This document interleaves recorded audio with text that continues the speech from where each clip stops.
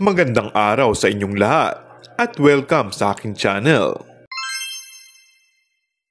Pinatunayan ni Paolo Avellino ang pagiging sweet nang sorpresahin ng bouquet of flowers ang rumored girlfriend na si Kim Chu ngayong Valentine's Day.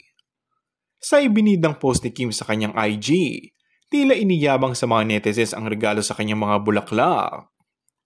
Post ni Kim, "Sa legal papers ko lang nakikita ang totoong pangalan ko. Muntik ko nang makalimutan sino si Kimberly. Ako pala yun. Thank you, Boss Paolo Avellino." Ipinangalandakan pa niya sa picture na hawak-hawak niya ito at may oras na 8:00 ng umaga.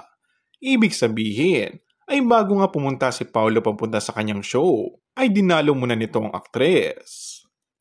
In fairness umano, ay nag-effort talaga si Paolo na kahit hindi sila magkasama ngayong araw, ay hindi niya nakalimutan na bigyan ito ng bulaklak.